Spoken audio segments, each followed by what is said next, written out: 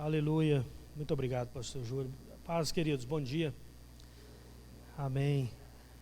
Eu, antes de começar, queria mostrar um videozinho de 1 minuto, que foi um pouco do que aconteceu no almoço de Natal em Moçambique, e a visão, por que nós estamos preparando o almoço de Natal das crianças.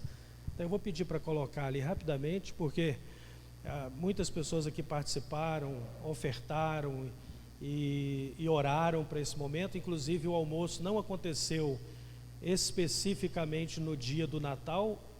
Em alguns lugares foi no dia do Natal, outros lugares foi uma semana depois, até 3 semanas depois, porque chovia muito e não teve como mobilizar a ida dos irmãos, dos obreiros em lugares isolados, né?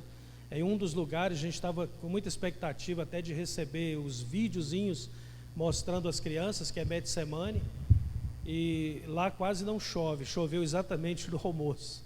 O único celular que estava lá tirando foto e filmando queimou, molhou o celular, lá era debaixo de árvores, né? Mas algumas imagens que a gente tem eu quero compartilhar. Dá para rodar aí? Pode colocar.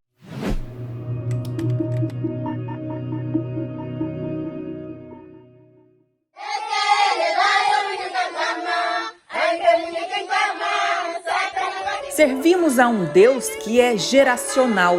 O compromisso dele não é apenas com uma geração, mas com a continuidade dela. Se queremos mudar a história de uma nação, precisamos adotar suas crianças, que vão levar aos seus descendentes o amor recebido da parte de Deus.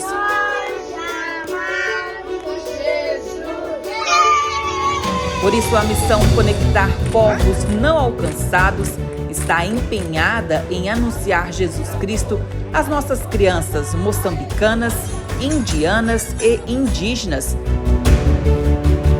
Ao servir o almoço de Natal, nosso alvo tem sido, mesmo com um gesto tão simples, manifestar o amor de Deus a esses pequeninos que tanto sofrem. O resultado tem sido ver no dia a dia as crianças abrindo o coração para Jesus e sendo visitadas de maneira muito especial pela presença de Deus. Então disse Jesus: deixem vir a mim as crianças e não as impeçam, pois o reino dos céus pertence aos que são semelhantes a elas. Precisamos adotar as crianças dessa nação. Nós temos nos esforçado a cada dia para alcançar as nossas crianças entre os povos não alcançados. Tudo isso porque entendemos que Deus trabalha de geração a geração. Deus abençoe você. Não fique de fora. Venha ser um conosco nessa missão aos povos não alcançados.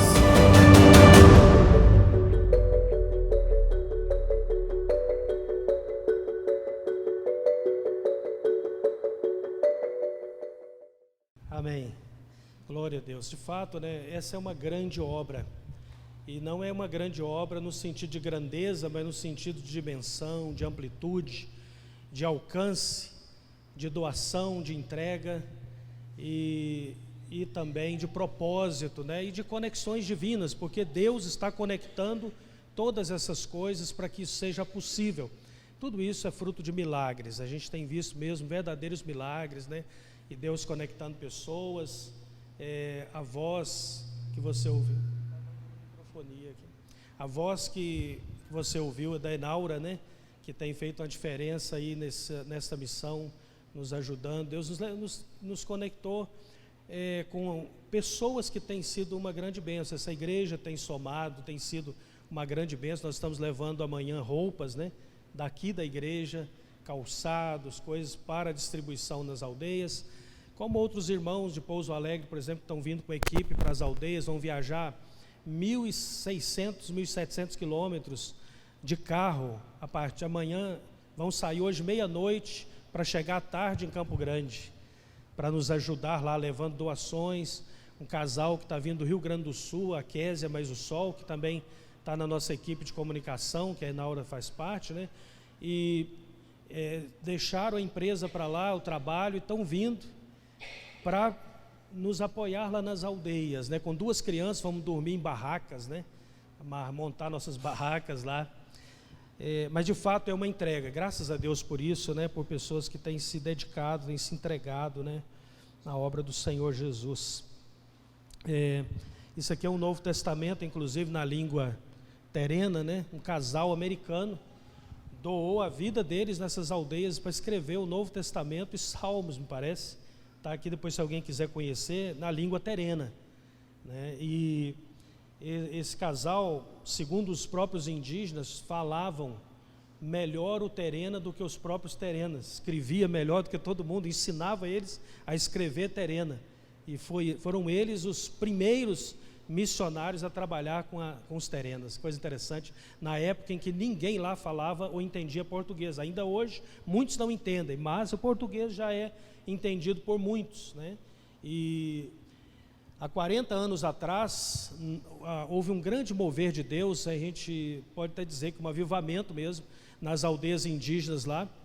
E nós vamos estar nessa próxima quinta-feira ministrando a palavra, trabalhando com as crianças, reunindo as lideranças de uma aldeia que chama Bananal, onde foi o epicentro assim de um grande mover de Deus. Pastor Maurício, que é meu amigo, estudou no seminário também na minha época, ele hoje é o pastor lá nessa igreja. Na época era o pai dele, né? 40 anos atrás, o Maurício era um rapazinho, tocava sanfona, violão, pregava o evangelho. Tem um trem que saía de Corumbá indo para Campo Grande, e quando parava em Miranda, na região das aldeias, os vagões do trem lotavam de jovens indígenas e adolescentes indo para a aldeia Bananal para passar a noite em vigília buscando a face de Deus. Muitas centenas de pessoas foram curadas milagrosamente naquele tempo, muita gente salva. E todas as lideranças indígenas hoje que tem nas aldeias, que estão servindo o Senhor, são fruto de 40 anos atrás. Coisa interessante, né? Mas nós precisamos ver isso de novo, nós precisamos ter isso acontecendo de novo, e nós estamos orando por isso, e é por isso que a gente tem caminhado ali, né, clamando o Senhor. Amém, queridos? Eu gostaria de ler um texto da palavra de Deus com você. Nós vamos estar distribuindo também esses Novos Testamentos que você está vendo aqui, né, Bíblias nessas comunidades. Já distribuímos uma quantidade, agora estamos recomeçando. E eu queria falar um pouco hoje aqui sobre o Deus que procura pecadores. E eu quero ler Lucas capítulo 19, versículo 5, que diz assim: Zaqueu, desce depressa, porque hoje me convém pousar em tua casa. E vendo todos isso, murmuravam, dizendo que entrara para ser hóspede um homem pecador. Zaqueu era um coletor de impostos. Ele vivia num contexto onde qualquer coletor de impostos era um representante direto de Roma, que eram ocupantes daquelas terras. A Palestina, a Judéia, tinha sido ocupada, como muitas nações, pelos romanos, pelo Império Romano. Então o governo de Israel naquela época era um governo romano, e Roma precisava receber ou coletar os seus impostos, que eram impostos sobre essas comunidades que foram invadidas, para custear o exército, para custear a luxúria e tudo aquilo que tinha a ver com o governo romano. E aquele coletor de impostos era alguém que recebia uma cota de Roma. Ele era um funcionário de Roma, embora era judeu ou israelita, né, mais propriamente, e ele iria coletar os impostos, e aquilo que ele ganhava ou que ele conseguia coletar a mais, ou de alguma forma a mais, era lucro para ele. Então esse homem se tornou um homem muito rico. Era muito normal que o coletor de impostos se tornava um homem rico, porque ele recebia benefícios. Ele se tornava uma peça importante no Império Romano, e que tinha suas regalias pelo trabalho sujo que prestava, de arrancar de população pobre aquilo que eles não tinham. Eles eram obrigados a fazer aquilo, e os impostos eram cada vez mais altos, de maneira que a comunidade sofria muito. Então ninguém gostava do coletor de imposto. Zaqueu não podia entrar no templo, e as ofertas que ele poderia oferecer não iam ser aceitas, porque ele era um homem não benquisto na comunidade. Mas a Bíblia diz que Zaqueu era um homem de baixa estatura, e ele queria muito ver Jesus, porque ele ouvira falar das coisas que Jesus tinha feito, dos acontecimentos, e alguma coisa dentro daquele homem despertou a atenção dele, e ele queria ver quem era aquele Nazareno, quem era aquele homem que eles chamavam de Messias, de mestre. E como ele era de baixa estatura, e ele sabia por onde a multidão que estava indo para Jerusalém, porque naquela ocasião, exatamente na época em que eles estavam indo para Jerusalém, para as festividades da Páscoa, então ele sabia o fluxo da multidão, e ele subiu numa árvore e ficou esperando o momento oportuno para ver quando Jesus estivesse passando, porque ele queria dar uma espiada, ele queria ver Jesus. E a gente tem dito isso, que todo aquele que quer ver Jesus, vai ver Jesus. Todo aquele que tem o coração, independente da sua situação, mas que deseja ver Jesus, verá Jesus, porque Ele está querendo se revelar aos pecadores. E a Bíblia diz que quando Jesus estava passando, Ele parou, e Ele chamou Zaqueu pelo nome, Ele disse: Zaqueu. Interessante que Jesus sabia o nome de Zaqueu, embora nunca tivesse visto Zaqueu. E Jesus disse: Zaqueu, desce depressa, porque hoje me convém pousar na sua casa. Muitas vezes eu fico meditando nisso e pensando o que foi que rolou, essa expressão, né? O que aconteceu naquela noite entre Jesus, os discípulos e Zaqueu, porque foi uma noite com certeza muito importante na vida daquela família. Não foi simplesmente Jesus foi dormir, não, Jesus estava fazendo as obras do Pai que está no céu, e naquela noite era a noite de resgatar o homem perdido. Foi algo tremendo, porque ali Zaqueu conheceu quem era Jesus, o Filho do Deus vivo. E ele começa a dizer: eu restituo até 4 vezes mais se eu tiver defraudado alguém. E Jesus disse: hoje chegou salvação nessa casa, porque o Filho do Homem veio buscar e salvar o que se havia perdido. O nosso Pai que está no céu, eu gosto de falar muito nosso Pai que está no céu, porque Ele não é só Deus, Ele é o meu Pai, é o seu Pai, amém, amados? Desde a criação do mundo, quando Ele criou Adão e Eva, a Bíblia diz que o nosso Pai, Ele tinha comunhão com Adão e Eva. Durante o dia, na viração do dia, eles ouviam a voz do Pai. Interessante, eu estava meditando nessa madrugada, é que quando Adão e Eva desobedeceram a Deus, o primeiro passo que aconteceu foi o quê? Eles foram se esconder no meio das árvores. Eles tiveram medo, eles tiveram preocupação, como vai ser agora? Eles perderam a inocência, viram que estavam nus, porque eles não viam isso antes, mas naquele momento o pecado entrou no mundo. E a Bíblia diz que eles ouviram, como de costume, a voz de Deus se movendo pelo jardim. Interessante que todos os dias, vamos tomar um exemplo aqui, lá na minha casa, se eu estou em casa como pai de família, e meus netos estão em casa, a gente está sempre vendo os netos, os filhos. Aí de repente o meu netinho desaparece. 2 minutos você já pergunta: onde está o fulano? Porque ele pode estar escondendo, fazendo alguma coisa, quebrando alguma coisa, ou pode se machucar. E foi exatamente isso que aconteceu. Deus costumeiramente sabia onde estava Adão e Eva. E aí eu digo, quando Deus pergunta a Adão, aí ele ouve a voz de Deus diretamente a ele, dizendo: onde você está? Essa foi a pergunta. Onde você está? E Deus é onisciente, Ele não precisa saber onde Adão está, onde você está. Ele conhece você, o seu endereço, o que você faz, o que você não faz. Ele sabe tudo da sua vida. Deus sabe, amém, amados? Ele é onisciente. Mas a pergunta de Deus não era para saber o lugar que estava Adão, mas a pergunta era para revelar a condição de Adão. E a pergunta era no sentido de: que condição você se encontra agora? E Adão fala: tive medo. O pecado entrou, veio o medo, a incerteza, a insegurança, a culpa, a perca da inocência. E aí, irmãos, tem uma parte ali que, para mim, uma das coisas mais tremendas de revelação ali, que quando Deus vê que a condição de Adão e Eva, Ele faz túnicas, está no plural, túnicas, não é uma túnica, túnicas. Ele faz roupas e veste Adão e Eva. O próprio Deus fabrica roupas para vestir Adão e Eva. E essa roupa fala da graça de Deus, porque embora o homem tenha afastado, distanciado de Deus, a graça de Deus é a roupa que Deus fez para nos vestir novamente, para nos tirar da condição de pecado, de pecador, e aí nos vestir com uma nova roupagem.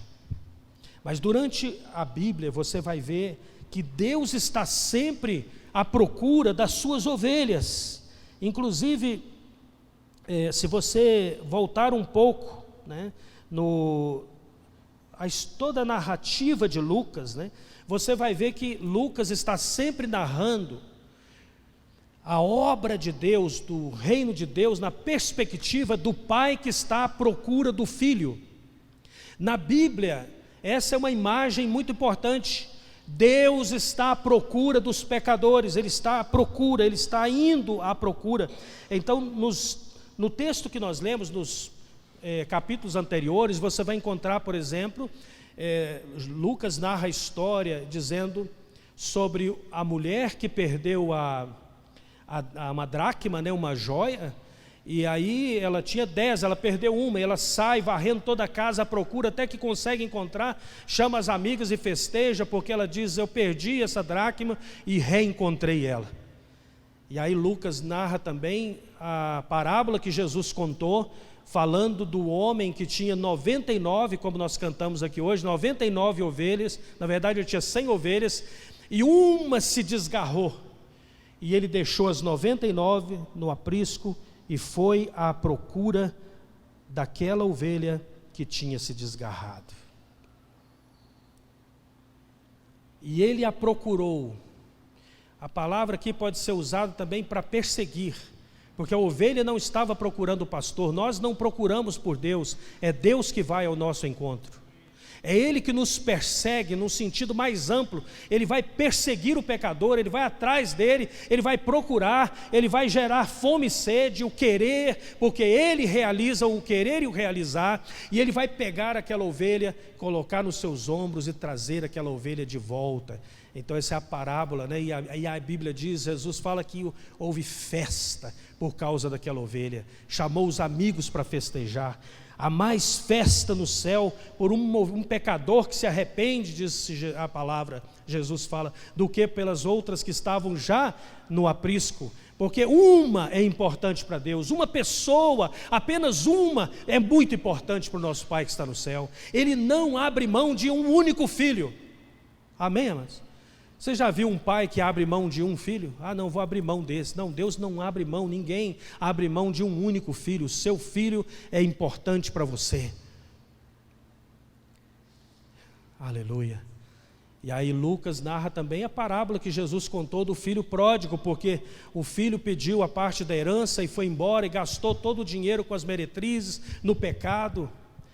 E em um momento ele desejou comer, mas não tinha comida para ele, e ele foi cuidar de porcos para ganhar alguma coisa, para ter comida para comer. E chegou o momento que tinha comida para os porcos, mas não tinha para ele. E aí ele pensou, vou voltar à casa do meu pai, porque na casa do meu pai há abundância de pão. Até os trabalhadores têm abundância de pão lá. Então eu vou dizer, pai, eu pequei contra o céu e contra a terra, já não sou digno de ser chamado teu filho, me trata como um dos teus trabalhadores. E foi o que ele fez. E a Bíblia diz que o pai avistou o filho quando vinha ao longe.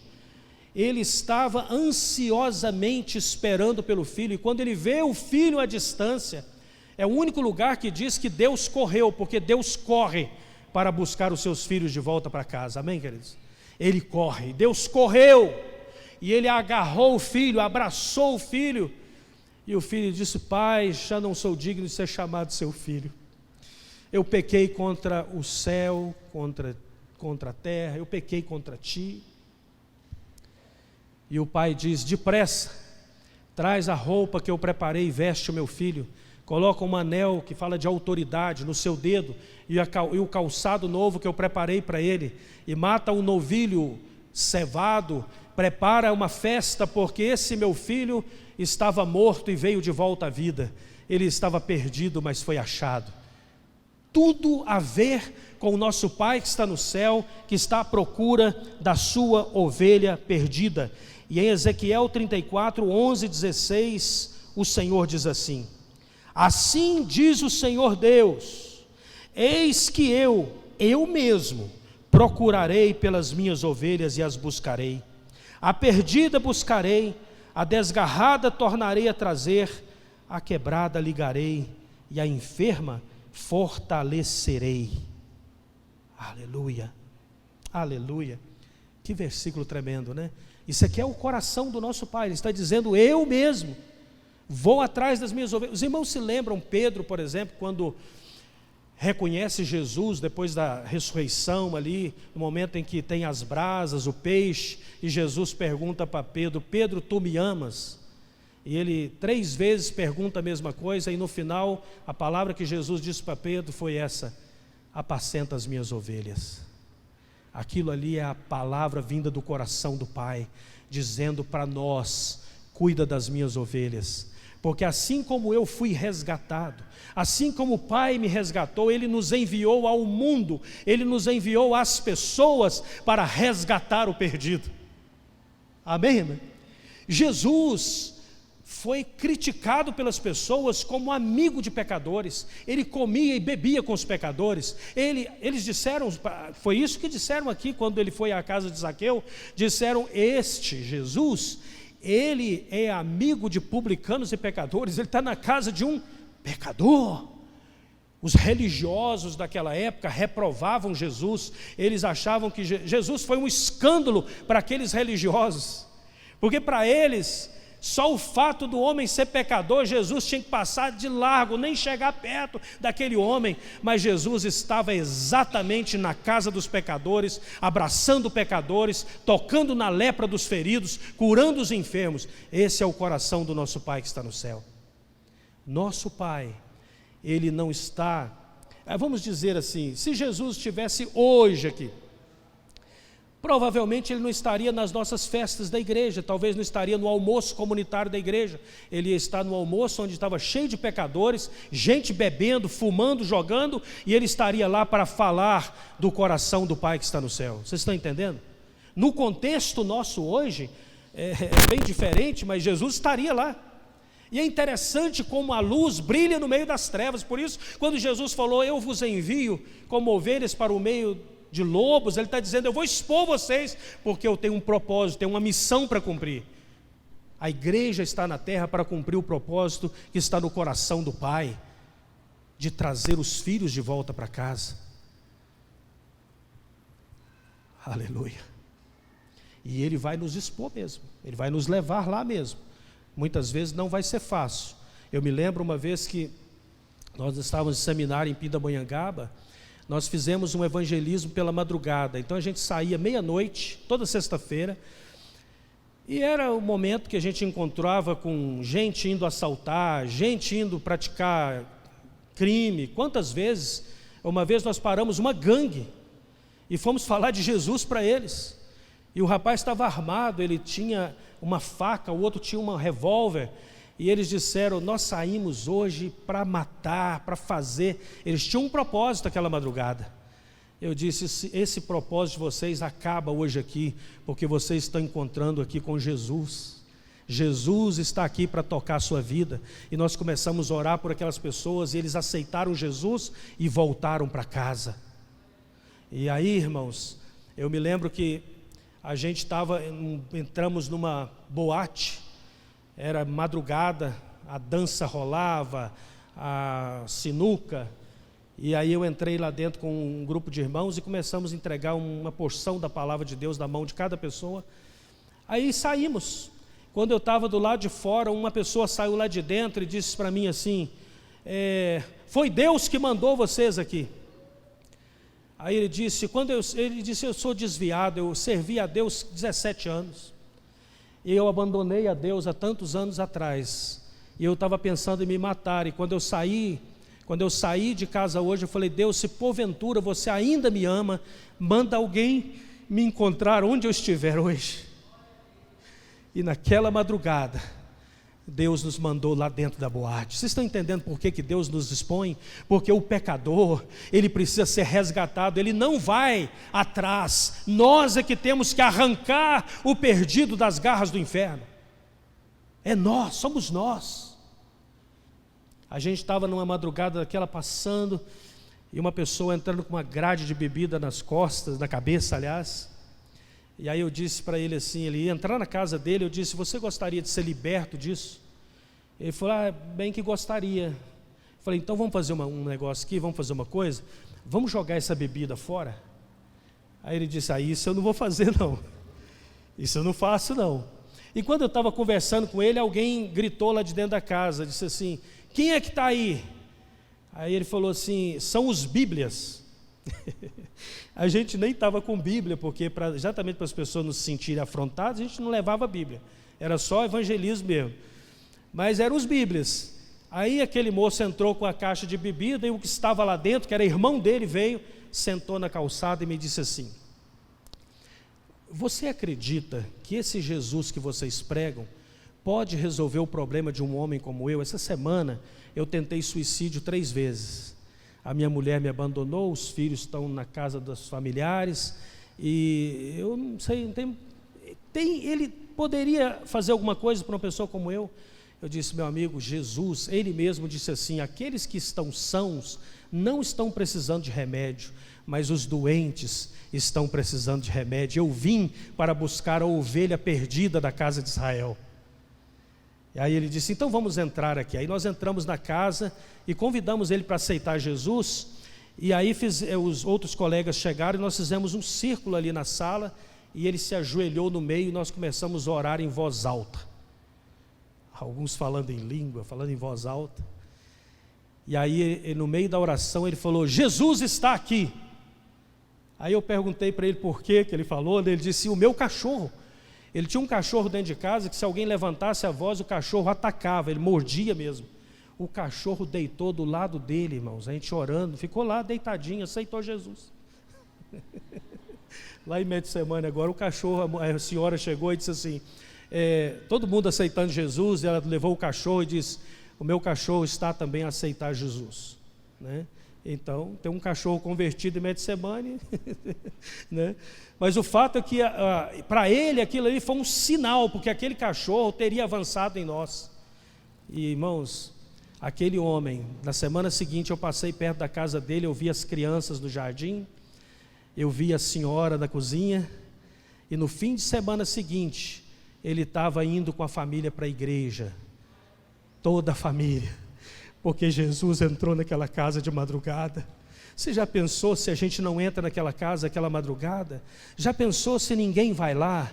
Aquele homem poderia ter se suicidado, a família nunca ter encontrado o caminho, mas o nosso Pai que está no céu, Ele vai nos incomodar, porque Ele quer nos levar à casa onde estão os perdidos, Ele quer nos levar ao lugar onde as pessoas estão querendo. Irmão, quer uma prova disso? Comece a orar por pecadores e você vai ver o que Deus vai fazer com você. Comece a orar pelos povos e você vai ver como Deus vai te usar. Eu contei aqui outro dia, quando eu fui a Pelotas, alguns anos, já estive em Pelotas, no Rio Grande do Sul, algumas vezes, e num dos momentos que a gente esteve ministrando lá, nós ficamos hospedados na casa da Suzana. A Suzana disse para mim assim, missionário, eu quero muito ajudar em missões, mas eu não posso, por exemplo, ofertar, eu não tenho dinheiro, mas eu quero muito ajudar em missões. Eu falei, você sabe orar? Então você pode orar pelos povos, você pode interceder.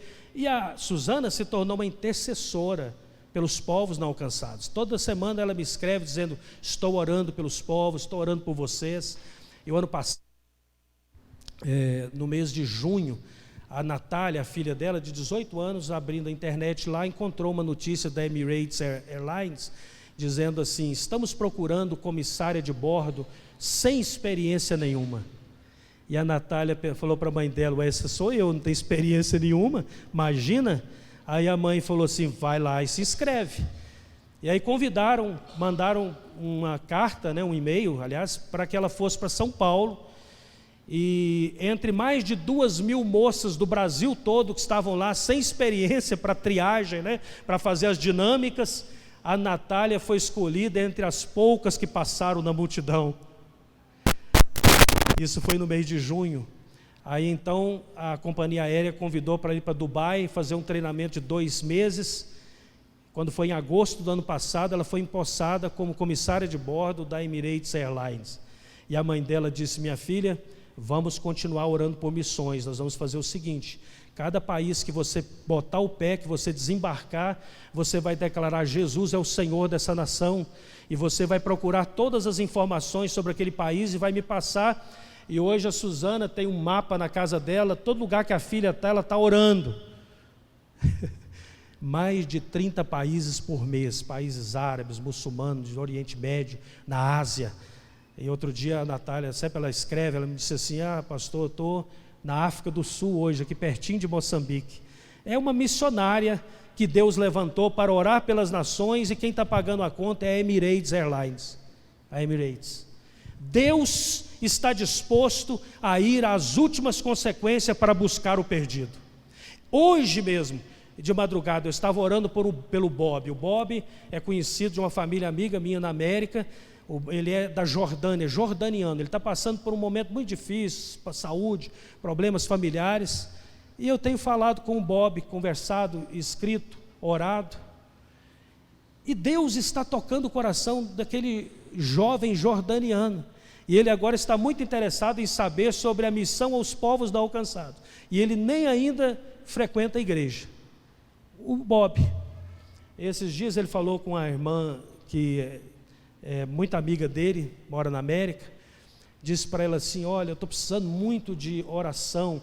Aí ela disse assim: mas Bob, você mesmo pode orar, começa a orar aí na Jordânia, fala com Jesus. Ele falou: mas eu estou rezando muito, porque a família dele é de base católica, Se eu estou rezando muito para, como é que é o nome do santo, amor? São Benedito. Estou rezando para São Benedito. Aí essa irmã disse: não esquece São Benedito, fala com Jesus mesmo, ele responde a oração.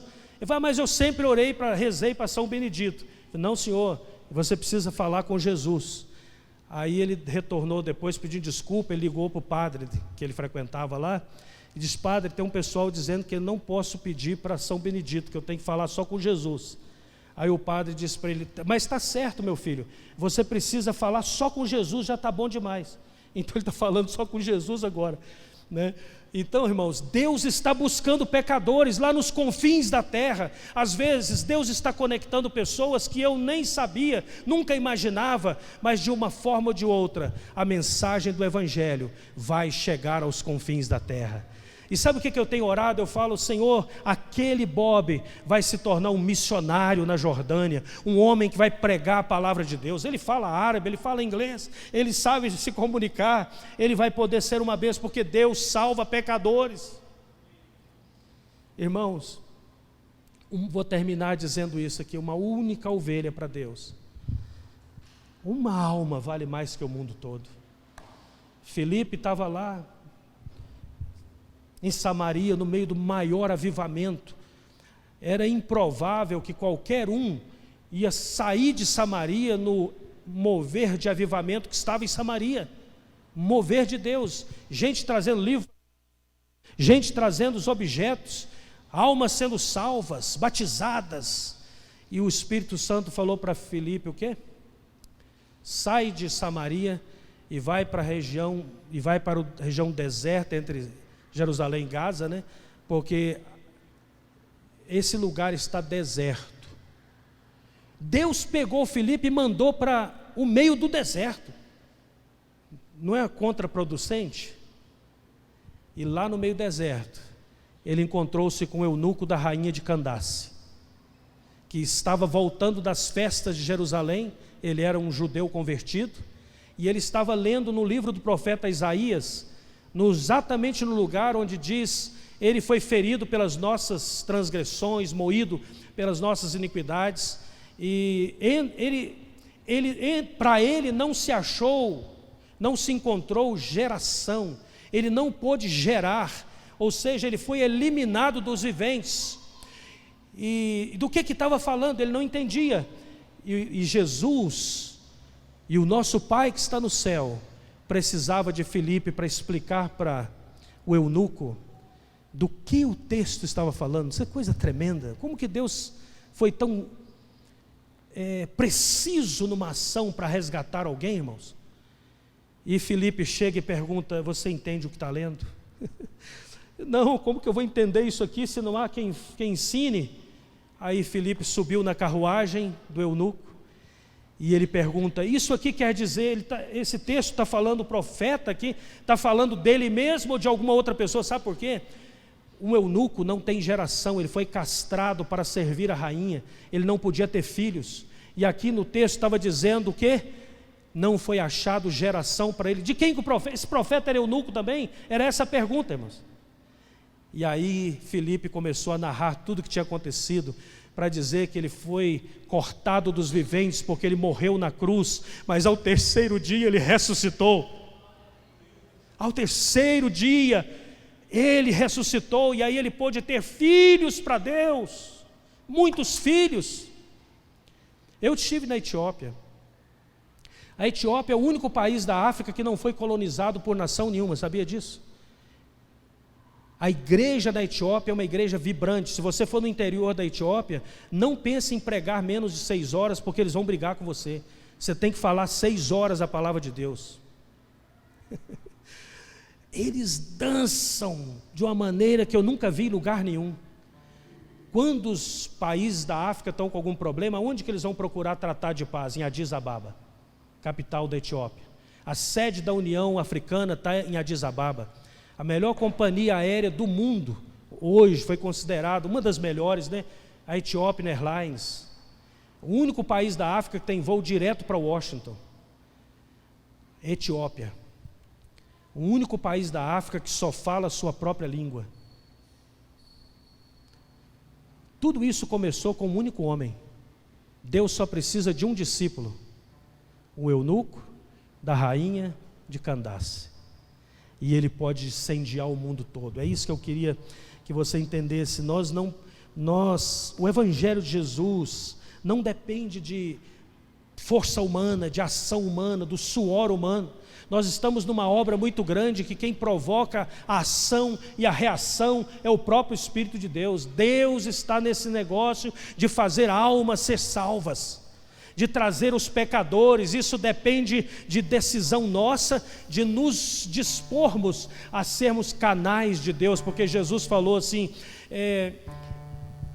vocês são o sal e a luz, o sal da terra e a luz do mundo. Então Ele está nos enviando. Para que serve a luz? É para entrar no meio das trevas e brilhar.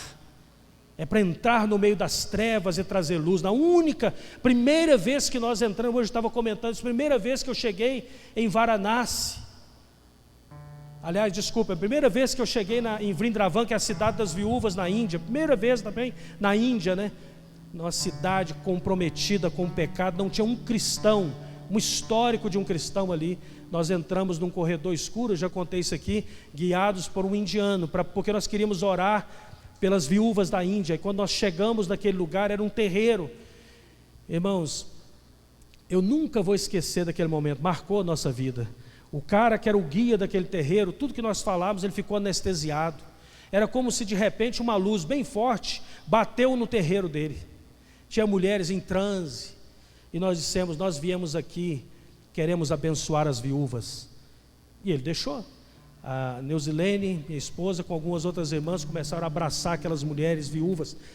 As viúvas é uma história muito triste, uma hora eu conto para vocês com detalhes, né? São obrigadas a mendigar, abandonadas pela família. Uma viúva na Índia é considerada uma maldição.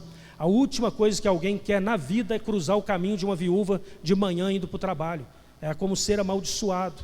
Ela vai viver a vida como se fosse, eles chamam de karma, né? A vida toda aprisionada.